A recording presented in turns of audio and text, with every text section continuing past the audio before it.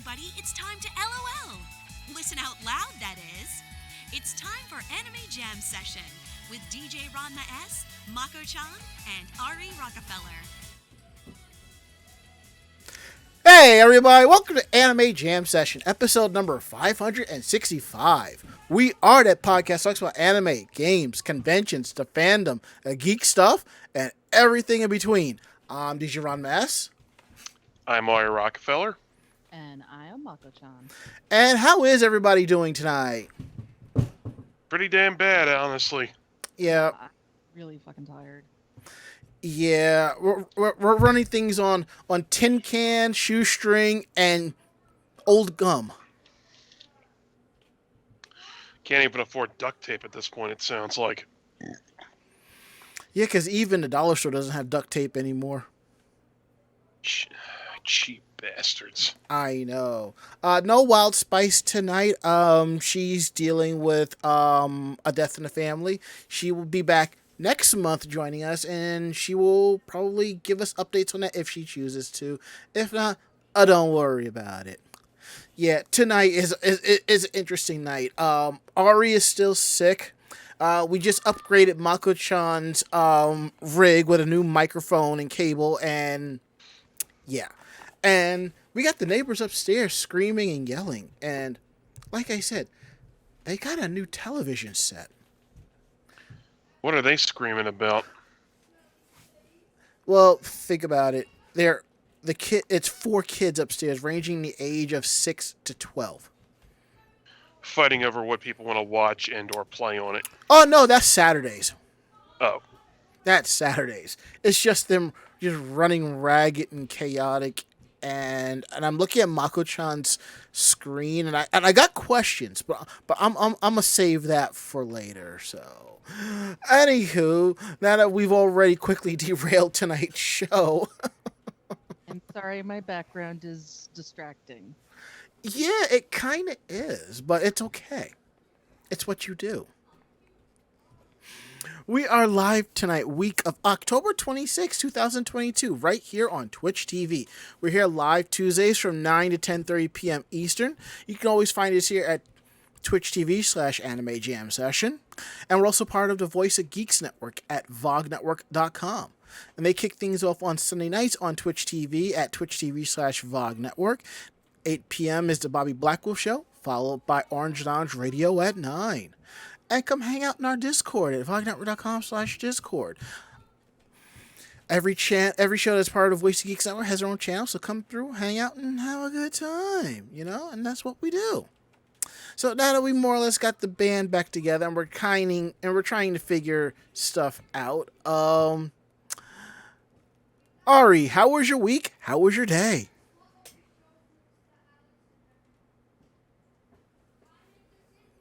Ari, did we lose you? Oh, sorry, I was coughing and trying to do a bunch of different stuff. No worry. Yeah, I actually had a Streamlabs minimized because I was checking the recording, so I had no idea. Sorry about that. No, you good. If I saw it, then I would have figured it out. But I do like the background. Oh yeah, I'll get into this too. That comes later. Today I got paid, Ka-ching. and I managed to spend most of it on getting rid of the bills. But I did end up. Ooh, thanks for the subscription. Wow, Elements. That's awesome. If for those of you who are listening to the show, as Ari is telling us about his weekend day, we had an anonymous gifter gift out 5 subscriptions to our channel, Anime Jam Session, and to that anonymous gifter, thank you so much. We really appreciate it. Yeah. Anyway, where was I? I was talking about, I got paid. And this past Thursday, was it? Well, Wednesday, actually. Was it Wednesday? Yeah, I got tested on the 19th, and on the 20th, the results came back, and I tested positive for COVID. Great. After 2.5 years, God, that's weird to say out loud. Anyway, after 2.5 years of doing everything they tell you to do to stop the spread of the disease and actually getting it, the immunizations for it and everything, I still wound up getting it. Mm. It's not as bad as it's been. I am still coughing up weird stuff, and it's maybe feeling a little nauseous, but that's about it. It's still not fun though. I believe it. Thankfully, though, I am on COVID protocol at work, and they have all the paperwork I got, so they're more than they know that I'm not trying to cheat getting out of work. This is just very unfortunate run on my end. Yeah, and I want to say something real quick. Now, there are some people, like me, where if I'm sick, if I can get up in the morning, I'm going to go to work. That's how it is. And it's not because I've run out of sick days or anything like that. No, I thoroughly enjoy my job. So, I mean, thoroughly to the point where when I request time off, I kind of worry if if I am bothering somebody else, mess up the schedules or something like. What's the word I'm looking for? Not inconceivable, inconveniencing somebody else. So it's not your fault if your employers didn't schedule enough people to cover for people's absences and whatnot. But the thing is, even with that, there's still plenty enough people to cover the phones and the tickets. Like, we have one of our analysts is out for 2 weeks for a wedding overseas, and I'm taking time off Friday. So it's like, even leaving like work 2 hours early, I'm just like, I just don't want to overwhelm the rest of the team, So please continue. Yeah. Well, anyhow, Thursday I will have a conference call with the medical department again. Mm-hmm. And they'll just I'll tell them how I'm feeling and what's going to happen after that, and hopefully I can get back to work as soon as possible. Mostly because you actually start to feel the mileage, like I've said. Mm-hmm. Also, I wanted to talk about this background here. Right. Well, good time to be a Philly sports fan in this area. Phillies, after people complained about, the extended postseason format bringing in, garbage teams, a number six seeded wild card went all the way to the World Series. How those 100+ win seasons working out for you, Atlanta, New York? Well, Queens, I should say. Well, let me just say this. I haven't heard much trash talking from the Yankee haters out there, and I don't care, because here's the thing: when they announced the Mets were going to the playoffs, everybody knew they would get eliminated in the first round. So even though they were eliminated. Even though the Yankees are out, people are still laughing about the fact that the Mets made it and were gone in the first round. It's called LOL Mets for a reason. It's like what Peggy Bundy said on the episode of Married with Children. Hey, Al, isn't there a baseball team that's just like the Harlem Globetrotters? Yes, they're called the New York Mets. Oof. Please continue. Anyway, between Phillies making a World Series, Eagles still going undefeated, mm-hmm. and the relatively good starts that the 76ers and Flyers have been off to, and the fact that the Union is playing for its first conference championship. Major League Soccer, right? Yep. Yeah. Mm-hmm. So, yeah, all 5 sports are going off like gangbusters in this city. And this was one of the warnings that people had some streets had put up. No context, no kind of things like there's flooding, there's domestic terrorism. It's just stay out of Philly. Just stay the fuck out. And that footage of people climbing up telephone traffic and light poles, that's real. And they did try to grease up those lights, those poles, to keep people off them. I saw a meme about that. I think it's like if you have to grease your poles to keep your fans, you don't deserve to go to the World Series. Oh, fuck those people. All right. Oh, yeah. Also, the Ironically enough, the Eagles are actually playing the Houston Texans in Houston during the World Series. So 2-for-1 special. let's just we're hoping that that just causes a positive feedback loop where the two teams just build off one another. Ideally they'll be going back to Citizens Bank with a 2-0 win after the Eagles just absolutely dropped a 50 burger on Houston. Fine by me. I mean, shit.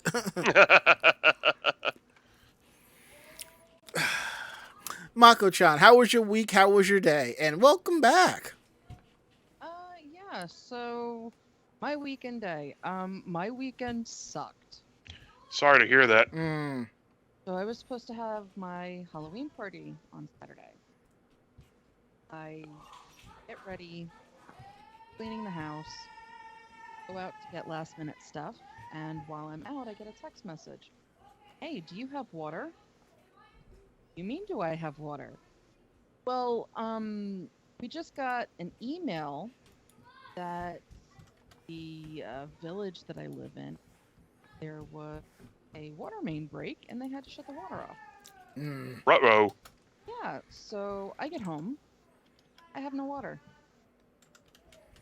And there's a good chance that I won't have water until, 7 o'clock. Party starts Tomorrow morning?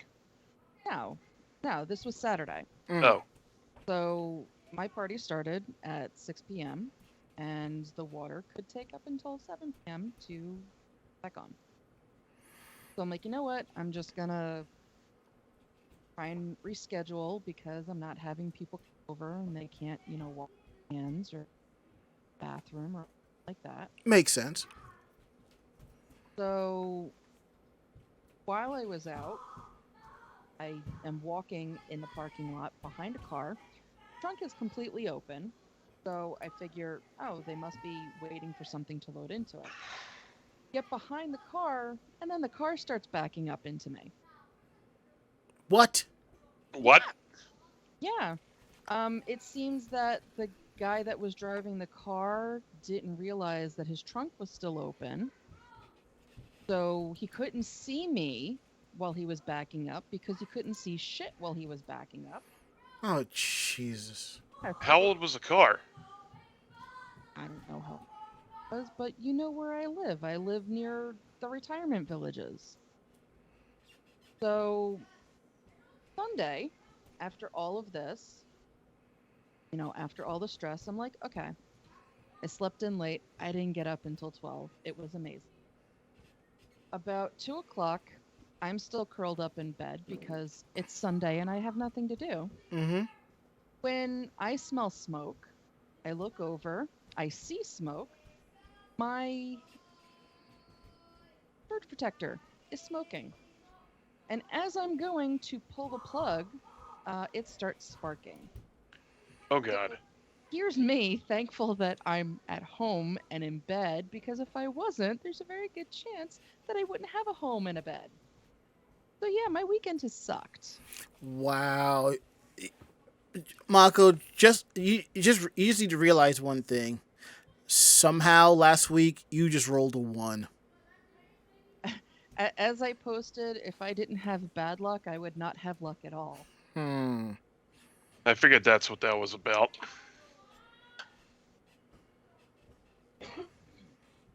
So yeah, I mean, other than that, things have been good.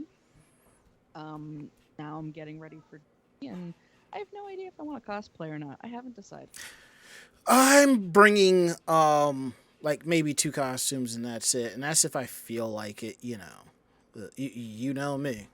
My thought is I have work on Friday, so I'm not going until I'm done with it. Then we're leaving early on Sunday, so there's no point in me dressing up Friday or Sunday. So then that just leaves Saturday. And truthfully, I just want to people watch and play. Yeah.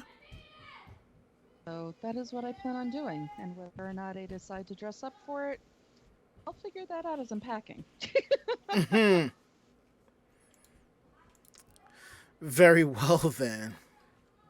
Hold on for a second here. All right. Let me put this here.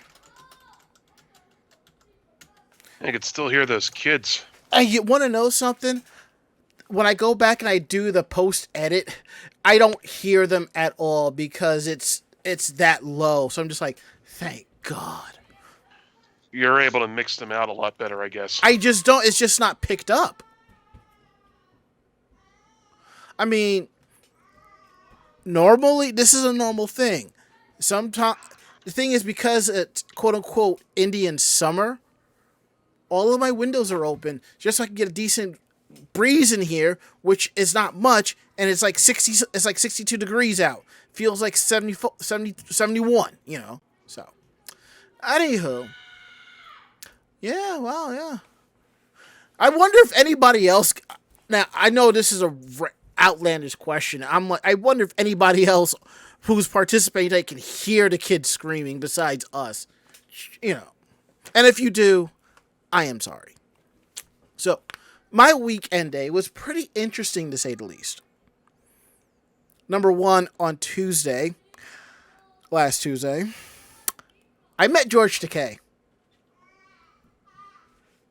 So, to summarize, at my job, they kind of figured out that that I'm pretty good with like technical equipment for podcasting. So, I was emailed asking to help do a podcast. So I was like, yeah, sure. Just tell me this is what you need, and we set it up. After all that, they tell me who it is. I'm just like, okay, and I'm just sitting on it because I didn't want to tell the whole world, you know.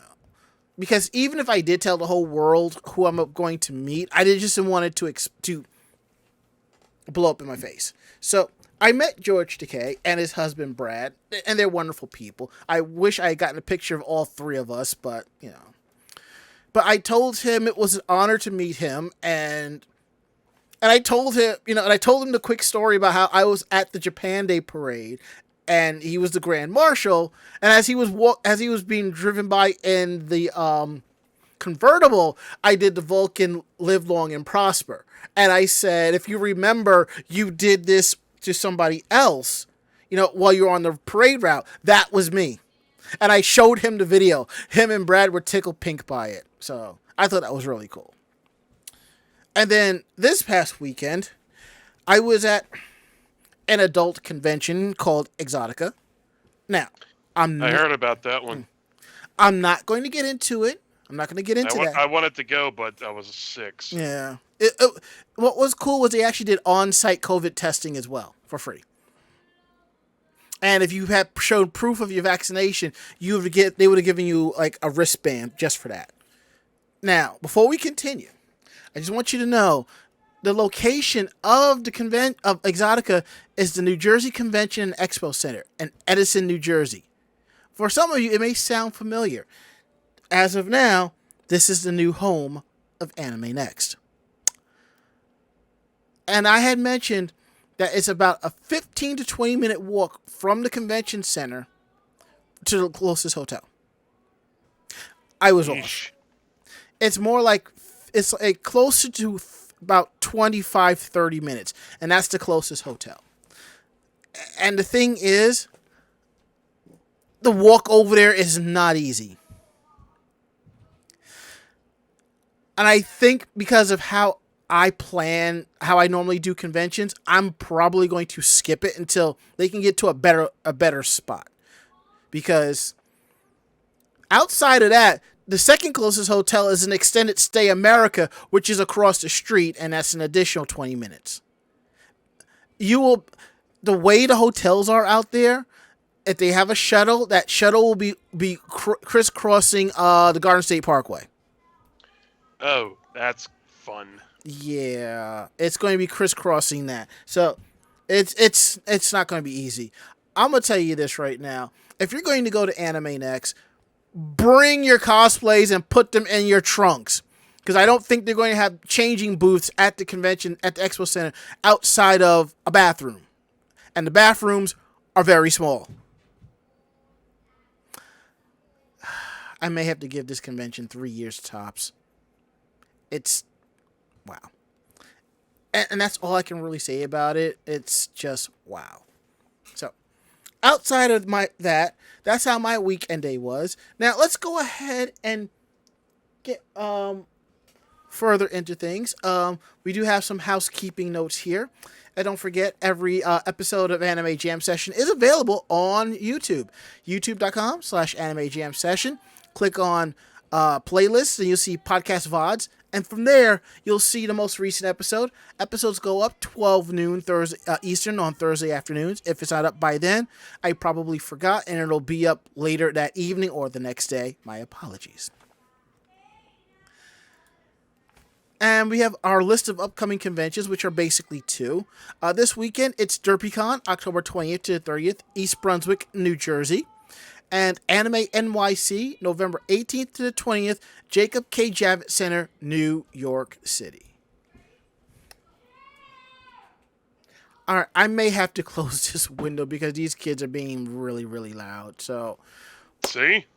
yeah, but the thing is, it's not picked up. But thank God for that when I check the recording. So, this is what we're going to do. We're going to get into our Geek Roundtable. This is the part of the show where we talk more about our geekier aspects of our week, and we kind of discuss it. So, Ari, while you take care of that, I'm going to temporarily close up my mic. I mean, not my mic, my webcam, close the window, and grab something. So, I will be right back. Okay, then. I'm running out of geek swag to talk about, but what I am able to bring up is I posted a link in our chat to a Big Bucks Entertainment. You know, they do anime convention game shows and whatnot. And their newest post, which about an hour ago, as of this recording, is a nice little preview clip of what happened at another anime convention. It's only about 10 seconds long. It doesn't spoil anything specifically, but there is a nice moment where you can see and hear my soul getting ripped out of my body. And the host afterward told me that game was incredibly intense. I talked about it last week, but also earlier today I did beat Pokemon Brilliant Diamond. Nice, congratulations. And now just going to go through some of the post game stuff and just bide my time until Scarlet and Violet come out. Okay, fair. Now, what is this thing where like this shiny thing that people do in the game? It's not shiny. It's something. It's another word or phrase that they use. Shiny hunting? Not shiny hunting. It's something different in the Pokemon games. I'm not entirely sure what you're talking about. They look for it's a certain style or a certain characteristic that you avoid or something like that. I don't remember. Are you talking about Nuzlocking? Yes, Nuzlocking, yes. Oh yeah, that's a self-imposed challenge / challenge community where they do. Oh, the basic thing is the most basic rules are you catch the first Pokemon, whatever route or section you come into, and that's it. And if a Pokemon gets knocked out, it is treated as dead, meaning you have to, put it back in your PC system and release it. There's all sorts of other variants or rules for it, but I've never gone for that. Maybe give that a try. Have to name the Pokemon so that you become attached to it. Can't just be left as the Pokemon name. Oh yeah, that's the other rule. And because of only being able to catch the first Pokemon in each route that you find, that's all you get. So you have it's very much. It brings in a lot of strategy. Because you have those Pokemon gyms. And so you could end up with, say, a lot of water Pokemon, and end up meeting up with trainer or that has not electric type. And then all your Pokemon, and you have to restart the game. And there's also other limitations like how many times you can use a Pokemon Center, how many times you can use items, and when. Yeah, I watch a couple of hardcore Nuzlockers just because I find it really interesting. And most of their stream is them trying to figure out the best team for the next opponent coming up. And they can spend hours trying to put a team together of the Pokemon, Mm. depending on how difficult they make it. So, like, the when I watch, he is not allowed to items, can have the Pokemon hold items like berries and stuff. Even then, that's all that they're allowed to do. Yeah, so it makes watching somebody play the game a lot fun. What was that last part? I'm sorry, I didn't hear that. I said it makes it a lot more interesting to watch people play the game. Okay. On. It is, but I don't. I may have to sit down and watch this because I'm just like, I don't know. I just think it's more like my attention span. Pardon me. What the heck was that? That was me stifling a belch and my phone going off in the background. Fair enough. Sorry. You good. You good. All right, Mako-chan. Explain this one. Explaining, it's the last show before Halloween. Mm-hmm. So I'm showing off my favorite spook. Mimikyu. Yeah, but there's also, but Talking about? say what? Is that not what you're talking about? Is Not the cute Pokemon right there? well, not just that. Behind the Mimikyu Pokemon, which is right next to a shot glass, is your backdrop of ninja weapons. Technically a backdrop. That is the wall on the other side of the door. We ended up hanging sharp pointy objects that I inherited. So behind me are the and the chuck and the throwing stars. And then the more European of that type. Okay. And they'll have a machete. Oh, good God. What? I inherited a bunch of sharp pointy objects and of my mother, whose mother inherited. He collected a lot of this stuff. And he ended up COVID. So while she was basically cleaning the house, my mother decided that she was going to help her and came across sharp pointy objects. And when she said, "Hey, do you know anybody that would like them?" Yes, please and thank you. I'm just maybe it's just me. It's just a little bit more troublesome of how nonchalantly you just said all of that, like it was no big deal. It's not. I have very differing taste on what I collect. Basically everything. Differing taste. One of the things that I happen to collect are sharp pointy objects. I know that's just me. And when you run out of room on the actual stand that you have, then you just find places to put them so that they're on display. And so that when the zombie apocalypse comes, you're ready. Oh, good God. Yes. That always comes back to the apocalypse, doesn't it? Hey, if it happens, I'm ready. Because all of this is live steal. Okay, then. Somebody's been watching one too many episodes of The Walking Dead. I don't like The Walking Dead. And that's the scary part. But I don't. fan of The Walking Dead because they never explain how it happened. That's what Fear of the Walking Dead is supposed to do. No. No?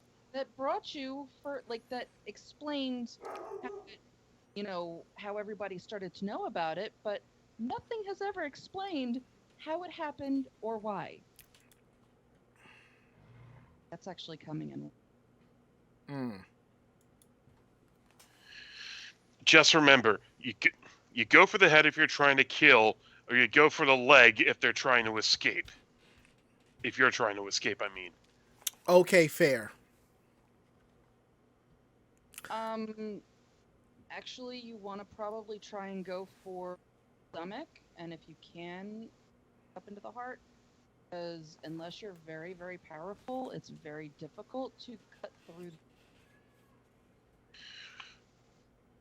Yeah, but a zombie can't chase you when it's only got one leg. He's got a valid point on that. But you still have to cut through bone. Mm-hmm. Yeah, there's that. Difficult part is, unless you know exactly how you're doing, how you're actually doing it, it's very difficult to, and that's how you end up with the sword stuck in the bone, and then you're right there then, them being able. Hey, Mako, can you check the microphone settings in Skype real quick?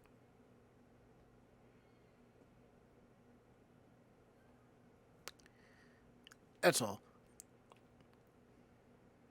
And make sure it's that's cranked all the way up. I know it probably is, but it's just my mind, is telling me otherwise. It's cranked all the way up.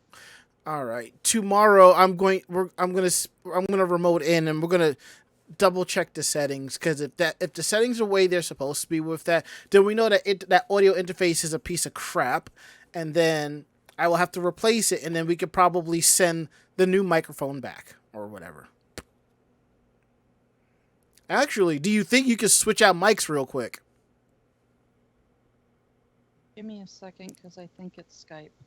Oh, okay. All right. Because last time this happened, Skype was picking up your voice from the webcam and not the microphone. Yeah, no, it's picking up from the microphone, but as I talk, the sensor isn't moving. Jesus. I wonder if it's the interface then.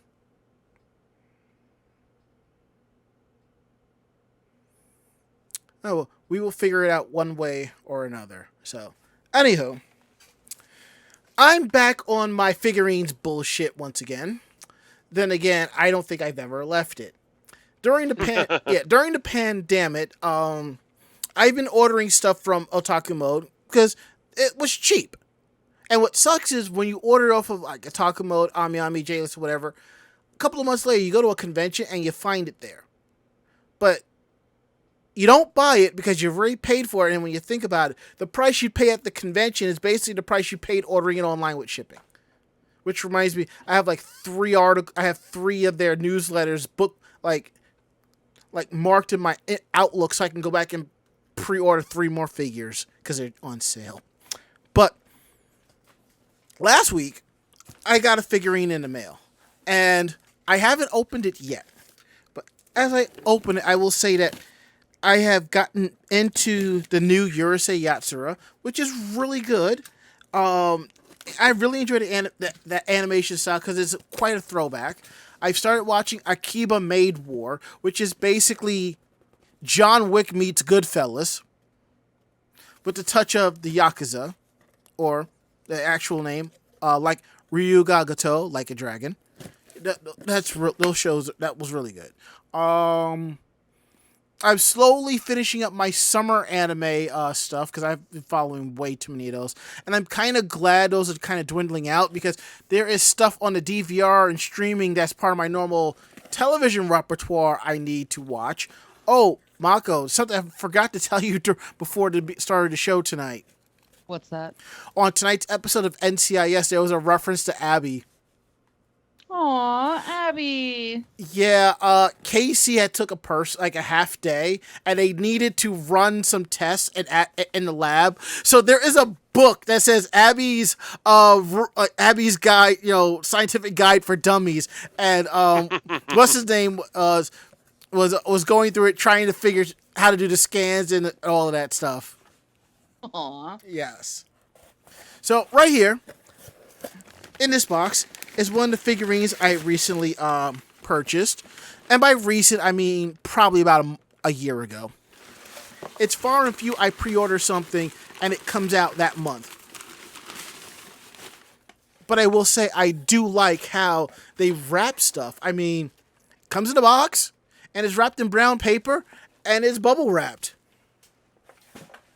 And you can find the same thing where you order figurines off of Amazon too, if they're coming out of a Japanese company. So let's see if I can adjust this stupid. Oh well, screw it.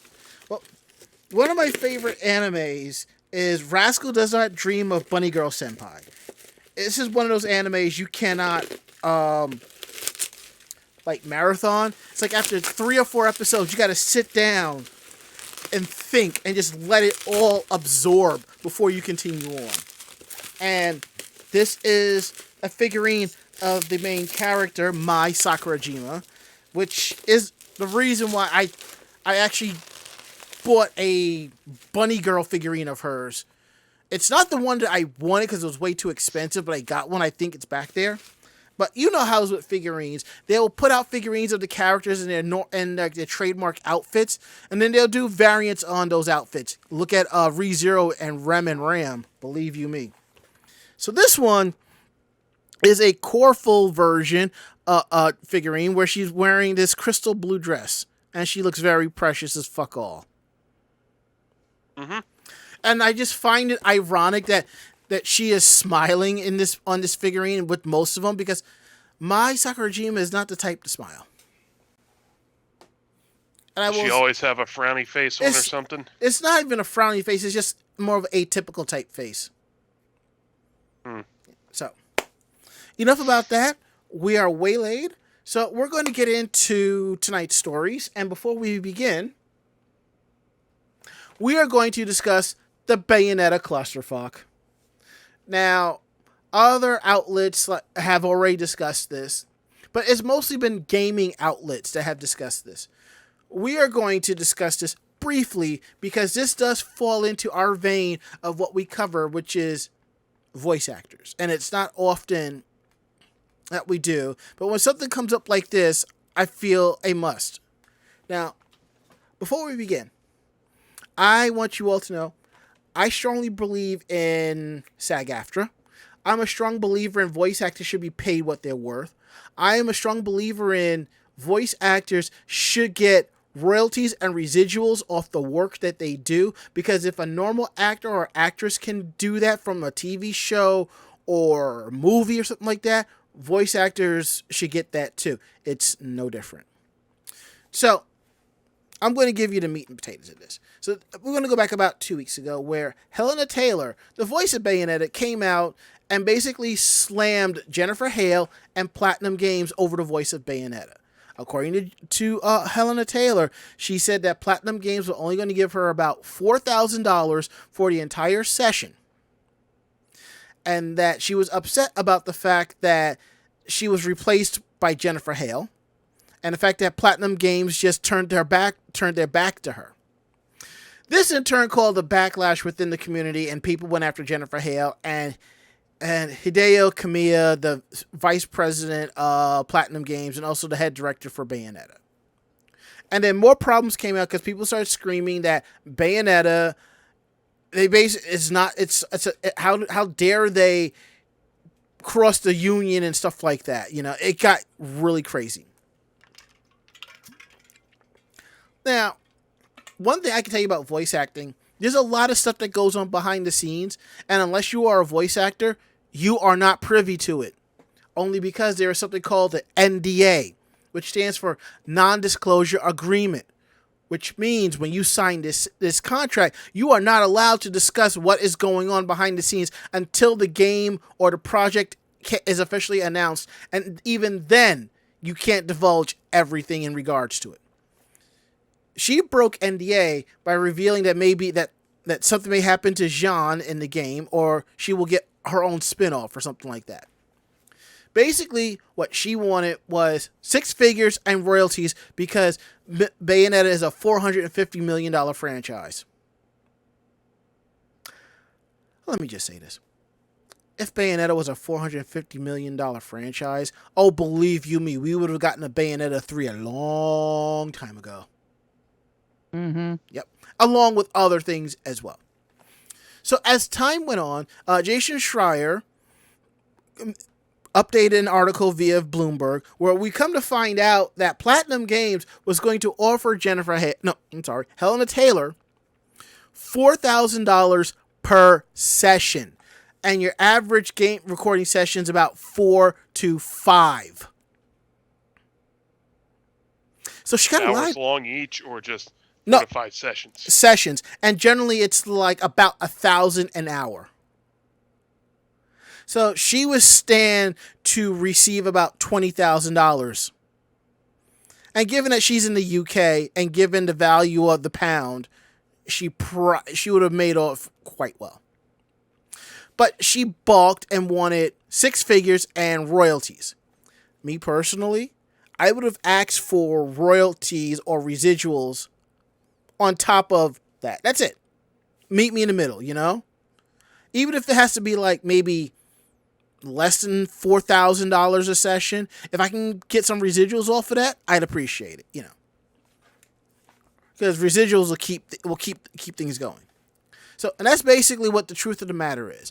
Jennifer Hale really could not discuss what was going on, but she liked a lot of tweets in regards to this. Stephen Bloom spoke up about this on Twitter. So did a lot of other voice actors. If you head over to let's see the Boombox podcast by Kyle Hebert, this most recent episode, he goes into details explaining what's going on and how it makes more sense. So here we are. We find out that she lied about everything and that Platinum Games was offering this. This was a union job. When they couldn't come to negotiations, they failed. They went to somebody else. And the thing is, she does not own the voice. It's a different thing where if you're negotiating for the role and then they go out and try to cast, then you don't cross that line. It's like what they did with when they with John DiMaggio with Bender and Futurama. When they put up the casting call for Bender, nobody auditioned. So it'd be a different story if talks broke down 100%. And then you find out that Helena Taylor is a TERF and a homophobe.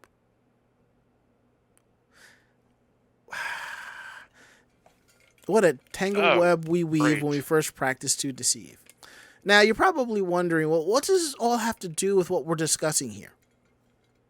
Let me tell you this.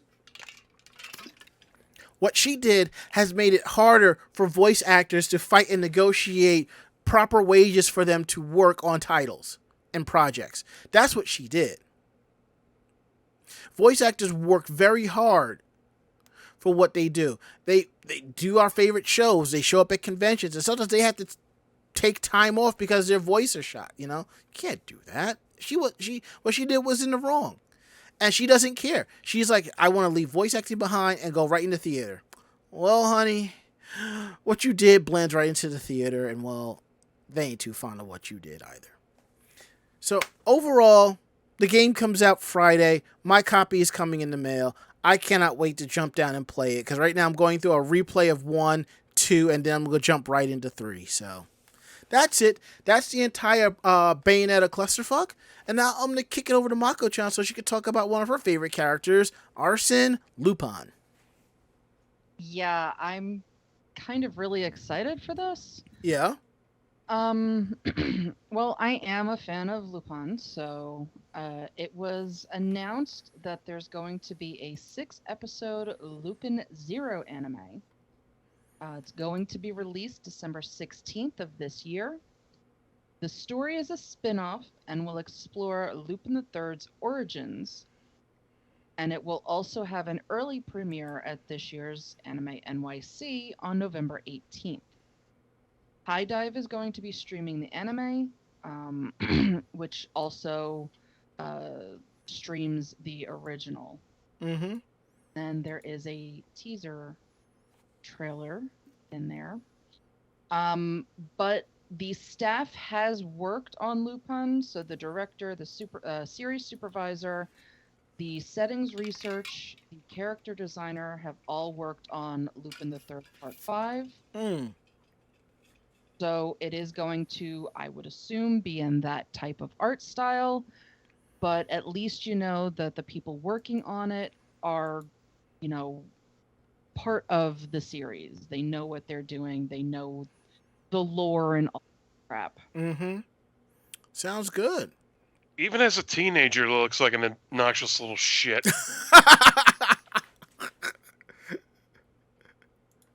Well, it's a good thing Mako has High Dive, so... Yeah, I'm excited to watch. I am hoping that this will show him meeting certain other characters as well. Are you playing the music? Hmm? Are you playing the music from it? I played the trailer. Oh, okay. Music was playing in the background. Gotcha. All right, and I'm going to try to post a picture of our young Lupin, and he looks just like his normal self. But think of Lupin, a teenage Lupin with a blue shirt, no tie. It's like someone's high school AU fanfic come to life. Yeah, you can tell he's plotting something. Like he looks like he's like stolen the class president's school trip fund or something like that. It's interesting, Ari. It's Like interesting he just you stole say from that. all the student council or something like that. I don't know. Ari, it's quite interesting that you mentioned that. Why is that? There is an anime based around the fact that the money for a class trip was stolen. Really? Yeah, it's called Tomogachi Game. It's basically five friends. Tomodachi. Yeah, it's five friends are stuck playing like a game similar to like Squid Game, but nobody dies.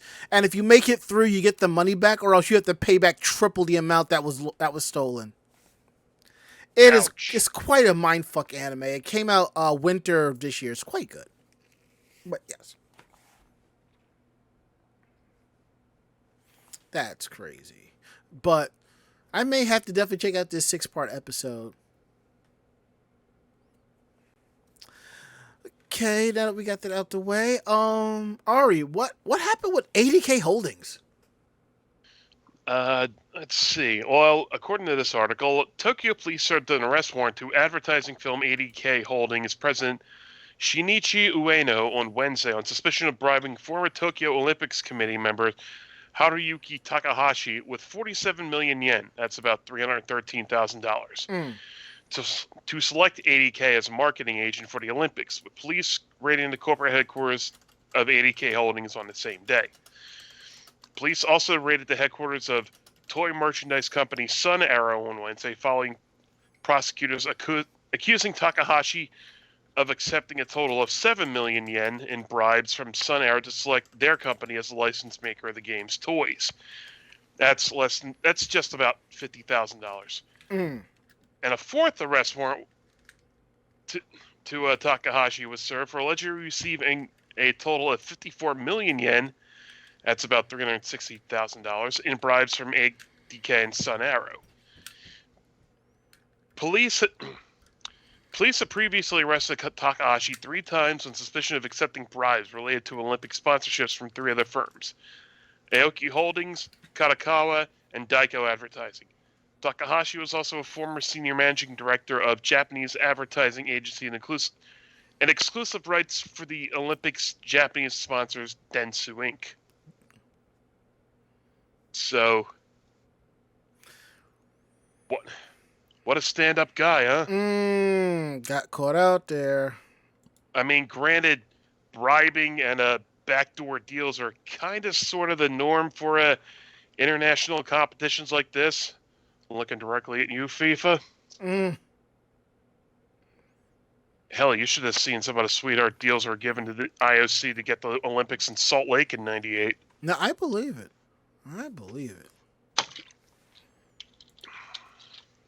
I don't know why anybody would want the Olympics. Yeah, it's a gigantic money pit, and the IOC does some really shady shit. At least Atlanta was able to be successful with their Olympics. Kinda. Like, they were able to repurpose a bunch of the buildings and whatnot. You know, like, I think the Olympic Village got turned into what do you call it? Housing projects. Mm-hmm. Like, you look at places like Greece. Oh, I know. Yeah, I've seen pictures. And Sarajevo. Mm-hmm. You know, but Sarajevo's a whole different set of problems itself. Yeah. But yeah, the Olympics are a huge money pit. Yeah. So now we're gonna go from a money pit to a transmutation pit of FullMetal Alchemist. Ugh. I don't know if you've seen it, Ari, but there is a picture floating around of Sho Tucker with Anya and Bond. And at the top, here comes George coming in from the top rope, ready to gut his ass like a fish. Yes. Echoing the sentiment of Spy Family and FullMetal Alchemist fans the world over. Well, there is actual fan art of them being fused together. I do not doubt that for a second, and I hope that person. Ugh. I don't know. I hope the marinara never sticks to his noodles. Is what that is. Well, I will tell you this: one person on the show thought the fan art was amusing. Mako, right? Of course. Fan art of what? What I put it on your private Facebook. It's a picture of Anya and Bond fused together, like Oh yeah, that. Yeah. Mm-hmm. Again, she's like nonchalantly, oh yeah, that. And this is why we love her. Old Joe Tucker had a labby, and then this labby. I can't finish it because it's so fucking horrible. Ari, you are terrible. I'm not the first person to come up with that terrible. either. Oh God, no! Really? I'm a fucking delight compared to some of the other freaks out here on the internet. Okay, all right. We're gonna get into our next story about FullMetal Alchemist. It's finally getting its first stage play, and it's happening next year. Even though it's been more than a decade since the series ended, Hiromu Arakawa's beloved manga FullMetal Alchemist continues to cross new boundaries and dimensions, and sometimes literally. The franchise's first stage play was announced, let's see, when was this announced? Oh, yes, this was announced yesterday, revealing the visuals and a packed cast list of the Yohei Ishiki and Ryota Hirano double cast in costume as the one and only Edward Elric. And I'm looking at the pictures, I'm like, well, they kind of look the same, and at the same time, they kind of don't. It's kind of cool. They do pull off the look very well. Verily. Helmed by Sachiko Ishimaru as director and scriptwriter, the FMA stage play is currently scheduled to run from March 8th to 12th at Osaka's Shin Kabukiza, followed by Tokyo Nippon Senenkan Hall from March 17th to the 26th. And I think that's really cool. And I hope it has international releases, and if it ends up on Crunchyroll, you'll be glad to know that a certain Italian will not be in a dub of it if it ever happens. Anywho, that poor actor has to play Sho Tucker. The sacrifices we make. The sacrifices we make. I know, but I'm just picturing them getting booed off stage. If it comes to that, you know? Well, it won't be, at least it won't be as long or as bad as a 9-hour Final Fantasy X Kabuki play. Was that a thing? Yeah. I don't remember hearing about that, or I must have missed it or something. Yeah, it is a thing. All right, maybe I'll go digging it up. But while I go do that, Ari, tell us what's going on with the Spy Family and Burger King team up. Sure. Spy Family Anime and Burger King are launching a peanut butter royale collaboration menu. The menu contains 3 types of bacon: crispy take bacon, sweet and sour berries, and crispy chicken. So 2 burgers and a chicken sandwich variant.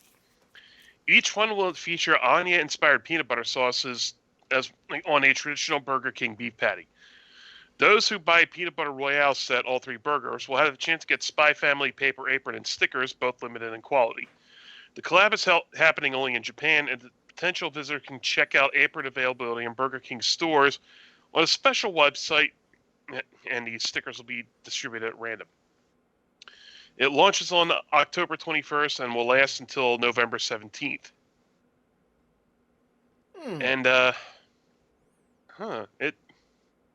Oh, wait, I was wrong. It wasn't a, it's a burger patty with a chicken patty on it. I didn't see that until I got a bigger look at a look at the bigger image, which I'm fairly certain is a quote unquote menu hack in this country, but I've never tried it. Well, not every place will allow for a menu hack, but or to have secret menu jargon and whatnot. It's kind of interesting. I actually had like a discussion / argument with somebody about like secret menus. Like I've worked at places like I worked at Starbucks where they have a secret menu. I didn't know about it at the time, but people were complaining about stuff that are being made on a secret menu because what it is like there are things like during like the fall and winter Starbucks will send out to their stores. But but a lot of times that those extra stuff is still there year round. So sometimes you can get like special holiday lattes and stuff anytime throughout the year. It's just that your mileage may vary depending on the Starbucks that you go to. And basically the thing was, if you have it's there. And also, if it's not on the menu and it's it's a secret menu, so. I will say this. I actually have made peanut butter burgers before. Mm-hmm. But it wasn't like this. It was a recipe I got from Barbecue Pit Boys. Yeah. And it was mixing in peanut butter with the ground beef, and it actually turned out to be a pretty big hit. Not for nothing, I would not mind like putting a peanut butter spread on a burger because I think that would taste really good. Yeah, I mean, I haven't done it in a while, and I've been meaning to try something like that again at some point. But yeah, it is kind of a bummer that it's only happening in Japan. But I don't know how well Spy Family would go over in this country to average Joes, But there is a Spyscape museum not too far from where I work. I think they should reach out to Crunchyroll and just do something with Spy Family, like a team up. That would be kind of cool. Mm-hmm. Because I believe they did something with Batman and 007 before.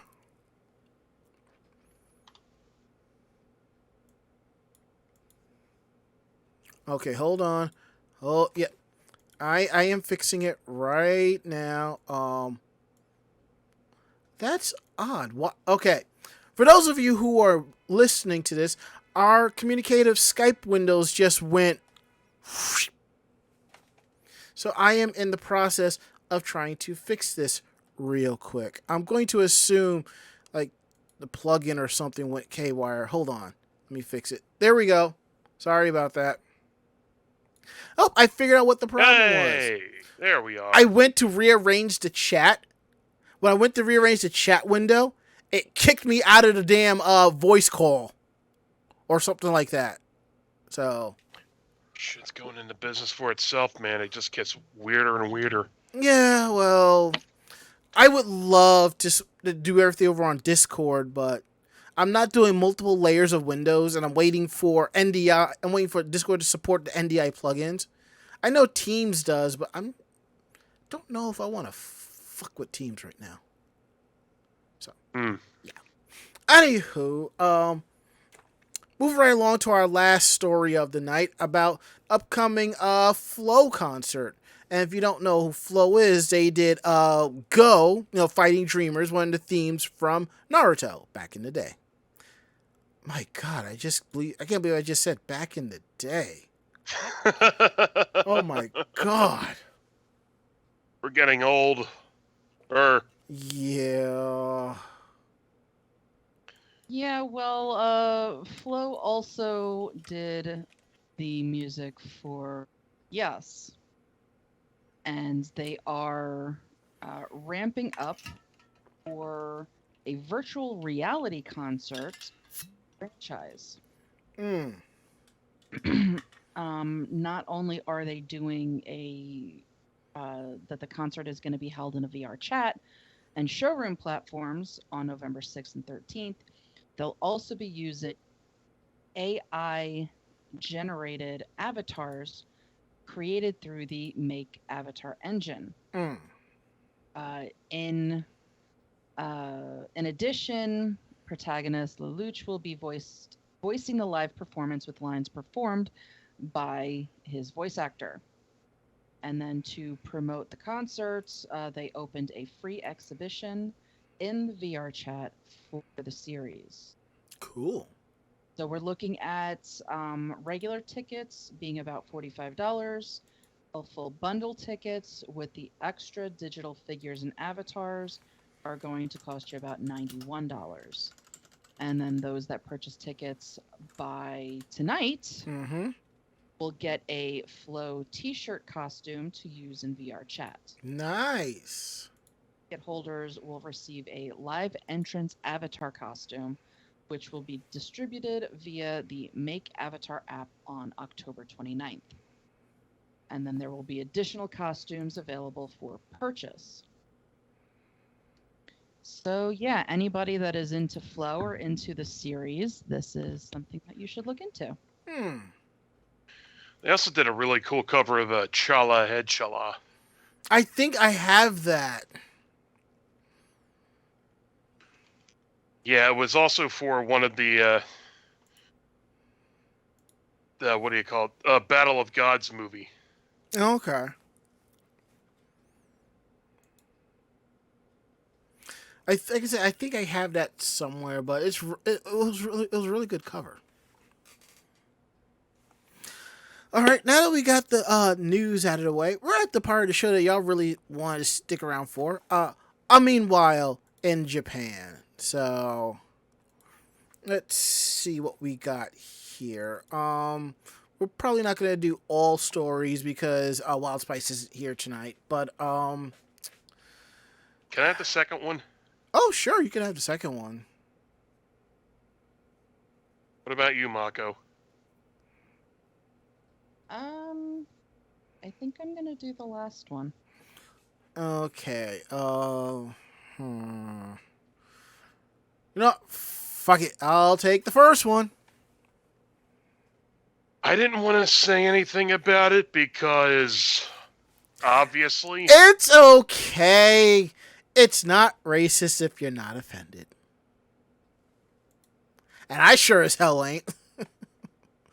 But you also gotta understand, Japan has a big affinity for fried chicken. So it's okay. Mostly because they don't know what turkey is. Not that they're missing much, but that's neither here nor there. Honestly, Ari, between you and me, for Thanksgiving, unless that bird is juicy as fuck all, I'd rather have fried chicken, ribs, or a nice brisket. Just saying. Mm-hmm. So, we're going to talk about fried chicken sleeping bags. You heard me right. Fried chicken sleeping bags. So, what is the first thing you think of when you hear the Japanese fast food chain MOS Burgers? MOS Burger. And if it's burgers, you're definitely on the right track there. MOS? Maybe. But one thing that doesn't come to mind right away is chicken. And that's a good number of people who think that. That's something that MOS Burger is looking to rectify with a Moshikin awareness campaign. And what a better way to get people's attention with a sleeping bag in the shape of a huge piece of MOS chicken, which is what they call their fried chicken. And MOS chicken is a chicken breast deep fried in rice flour for a uniquely crispy texture and seasoned with Japanese-oriented seasonings such as soy sauce that pair well with the rice flavor of the coating. In a way, it kind of reminds me of watching those South Korean street vendor videos when they fry the half chicken and the full chicken. Oh my god. Anyhow, it's also cut in such a way that the end of the wing is still connected. As a result, there's a little nub that sticks out with a single piece of chicken wing bone. This allows you to firmly hold the chicken while also not having to worry about the other bones in the meat.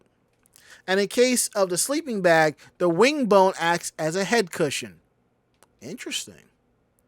In addition to the chicken bag and bone pillow, this delicious looking breaded bedding also comes with a MOS chicken eye mask so that nothing will interfere with your most succulent of dreams. So how do you get one of these bad boys? What you got to do is create an account with MOS Burgers from their website or downloading the official app. That's the first thing you got to do. Then you need to enter on the official contest site and make a purchase of $4 that includes MOS chicken. It can either be a 5-pack for 1,400 yen or individual orders for 280 yen each. The 10-pack for 2,800 yen is not eligible, nor is the Variety Pack C, which includes MOS chicken. But it doesn't make sense why it's not. Once that is all done, you'll be in the running to become one of 500 lucky owners of a MOS chicken sleeping bag as chosen by lottery. Entry to the contest is open from October 17th to October 15th. Winners will be chosen in late November and are expected to receive their bags sometime after mid-December. That should be just in time to pass the winter months curled up in a nice warm cutlet.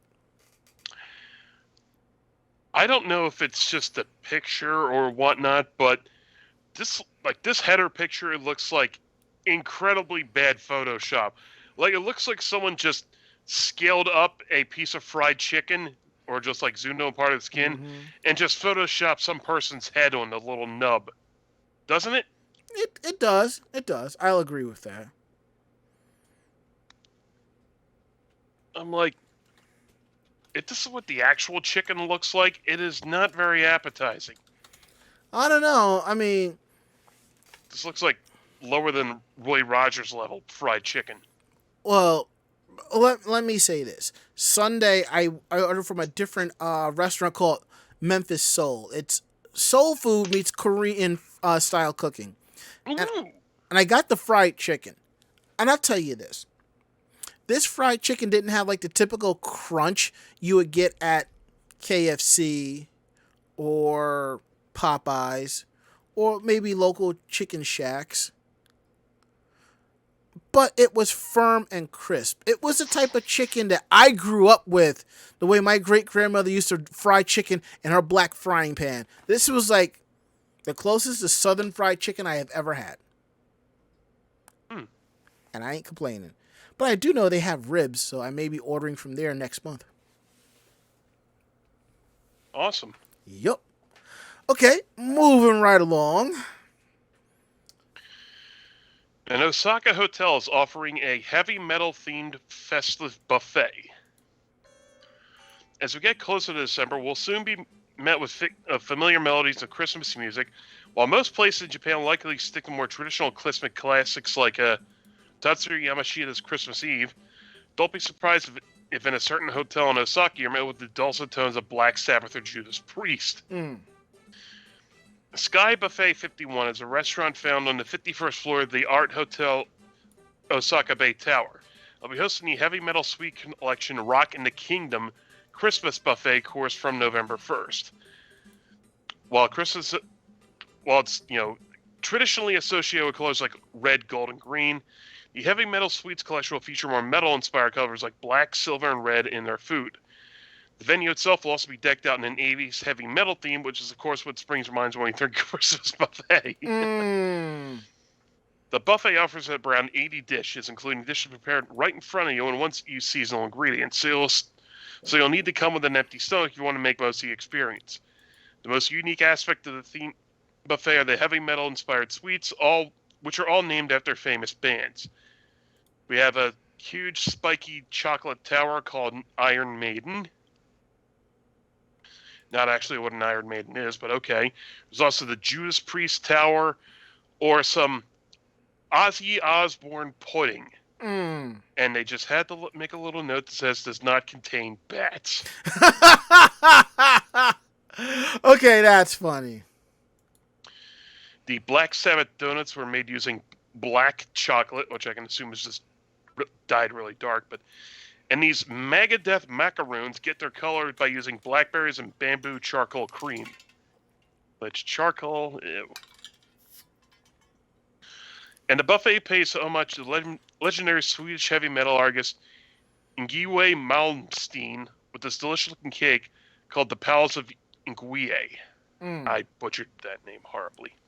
I've never heard of that artist, but... The Christmas heavy metal buffet offers a lunchtime course and an evening course costing between 4,000 to 6,500 yen. But any customer who attends a buffet wearing a leather jacket, a sign of a heavy metal spirit, will receive a 690 yen discount. Nice. Odd number to use, but another nod to the music world, as in Japanese, the numbers 6 and 9 come together to spell roku, or, rock. Mm-hmm. I mean, this does look like it would be awesome. And I do still have a leather jacket somewhere. Maybe I should, cut the sleeves off of it at some point. I don't know. Nah, I wouldn't. Also, I'm wondering if they'll give you extra of whatever band shirt, if the dessert can, corresponds with whatever band shirt you have there when you go in,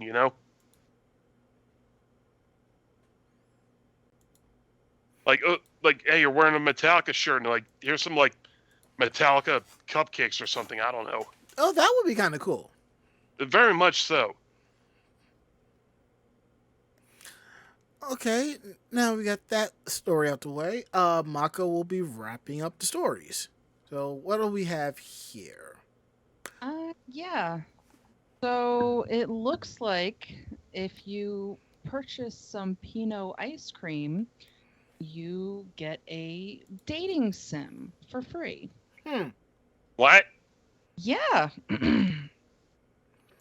So, Japanese sweet brand Morinaga has created a virtual dating simulator for smartphones starring an anthropomorphized version of their popular ice cream, as the lead love interest. So you are basically romancing a man with an ice cream for a head. The game is called Pinot Koi. I got nothing. Pinot Love. And gives players just 3 days to melt the cold heart of Pinot. A man with a Pinot for a head. And I'm sorry, it keeps sounding like I'm saying that he's got a penis for a head. I don't think, that still wouldn't be the most bizarre dating sim we've ever talked about on this show. You think? Well, I mean, I guess when you're talking about, having to romance Colonel Sanders, having to romance a guy with an ice cream for a head, Well, don't forget there's also a Dead by Daylight dating sim, too. That's fun as hell, though. A couple of people play that one.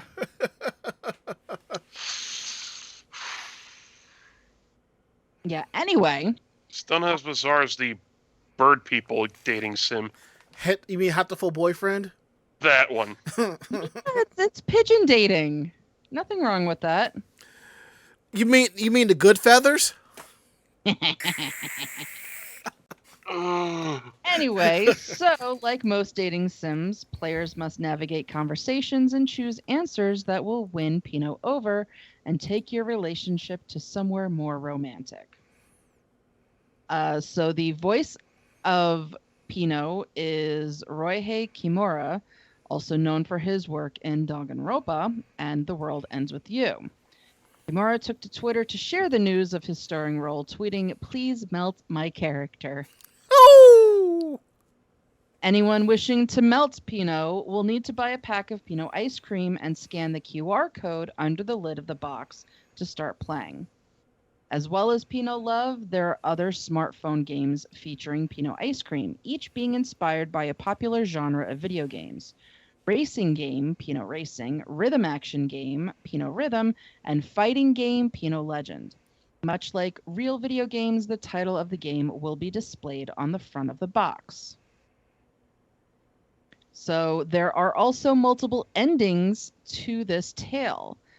So you get to go through and there will be a best ending, which ends with you appearing to be sharing a tender kiss with Pino. Wait, if you melt Pino's heart/head, wouldn't that kill him? Yes. There's a joke in here somewhere. I just know it. I just can't find it. And making out with ice cream is going to give you freezer burn or, something. So It gives... so sit there and lick your Pino. It's okay. Oh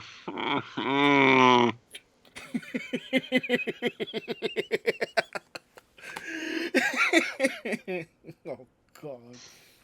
This gives new meaning to being home alone on a Friday night with a bowl of Haagen-Dazs. Don't give the confectioners any ideas, please. Given after the last time when someone licked a thing of ice cream, yeah, no.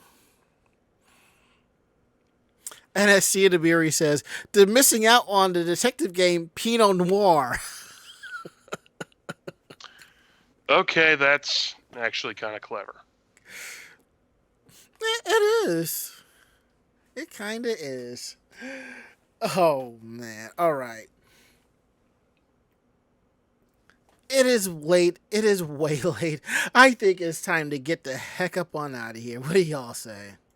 Yes. Yeah. So, if you like tonight's show, tell a friend. They'll turn and tell another friend, and so on and so forth. We're independent bloggers, independent podcasters. We do this for the fun of it. So what we like and don't like, we're going to straight up tell you. So if you have any questions about the show, drop us a line at podcast@animejamsession.com. Again, that is podcast@animejamsession.com. We're here to believe you. And while you're out there, check out our website at animejamsession.com.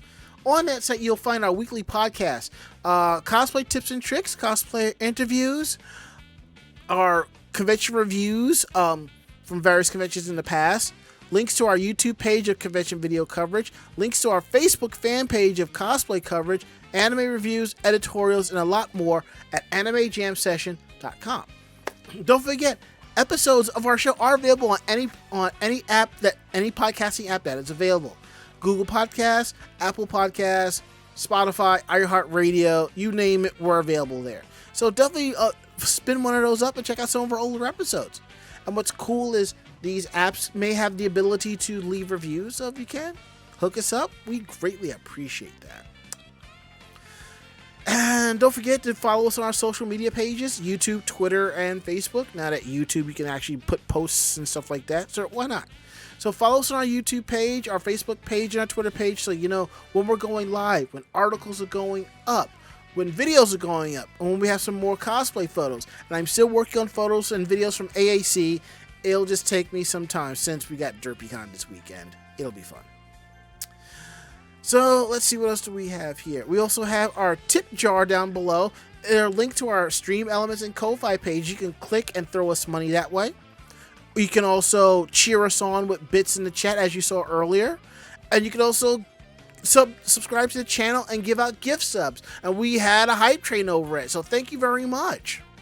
And now we're going to go around the room. Last words, Ari. I really feel like passing out right now. Last words, Mako-chan. I am going to go to bed. My last words is... I gotta clean up this place. Well, that is it. End of list. We'll be back next week with a brand new episode. We'll be talking DerpyCon. It's been 5, maybe 6 years. We'll let you know what we think since the last time we were there. And then some. So, that is it. End of list. We'll be back next week with a brand new episode. So, yeah. So, I'm Ranma. I'm Ari. And I am Mako-chan. Great fight. Great night. See you next week. Good night, everybody. Night. Say goodnight, Mako-chan. Good night, Mako-chan. Perfect. Awesome. See you next week.